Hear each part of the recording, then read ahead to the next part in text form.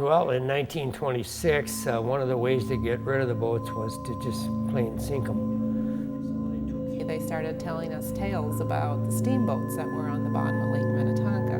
Between the demolished red clay tile and filling the boats with water, they gradually sank. And when the diver hit the bottom, he said, "What'd you do, set up a gym for me down here?" And Jerry knew right away what it was.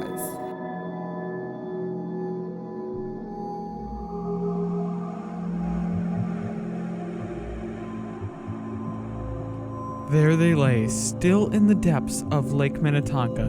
The Como, the Hopkins, the White Bear, and the Steamboat Minnehaha, though untouched, were restless with the history preserved in their structures awaiting restoration. Well, I guess I would have to go back to the mid-70s when we first moved out to this area. We bought our first house about a half-mile north of Lake Minnetonka. And we, at that time, just started our underwater construction business. He was in underwater or underground construction, and he had been a military diver in Vietnam, so he thought we'll just mesh the two together and do underwater construction. And when the local people heard about our underwater construction company, they started telling us tales about the steamboats that were on the bottom of Lake Minnetonka.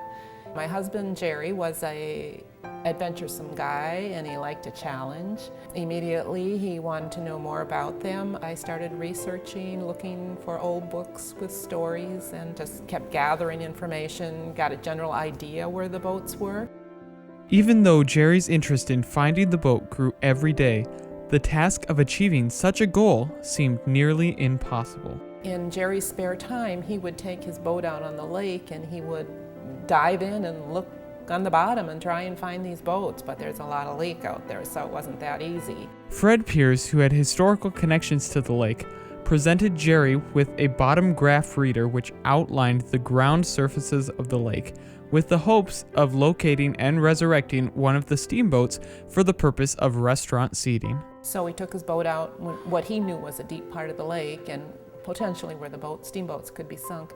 And when the diver hit the bottom, he said, "What'd you do, set up a gym for me down here?" And Jerry knew right away what it was. It was the railing on the steamboat.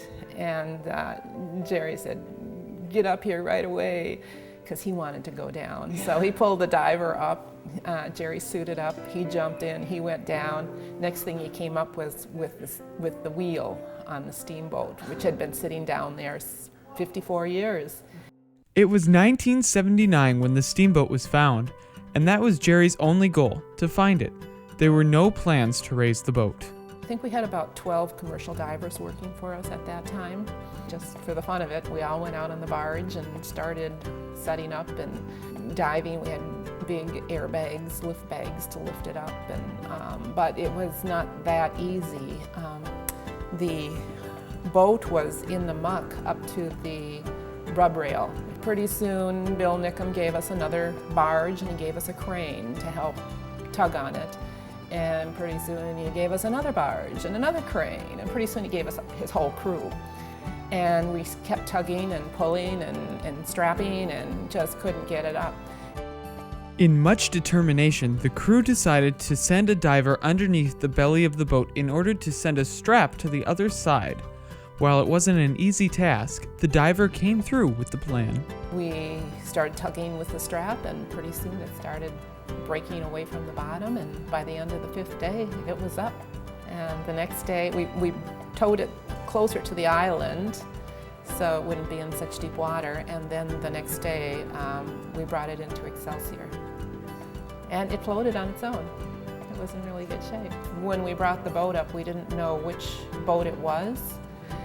There was no identifying mark on it. Brought it up on shore, and when it started to dry out, the letters popped out on the side of the boat, and it said Minnehaha.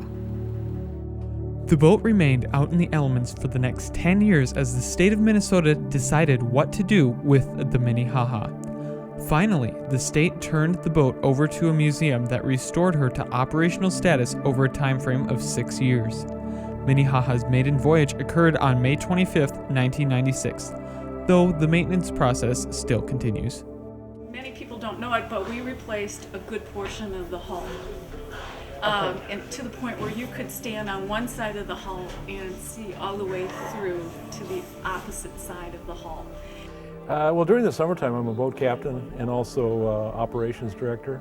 We'll keep track of what people are up to and make sure that the boat is operating and crews are there and stuff is on the boat. That's basically it. It's kind of a complex job, but at the same time, we've got a real good crew and people are pretty responsible, so it makes it easy. There's two aspects of the volunteerism. One is being a crew member in the summer.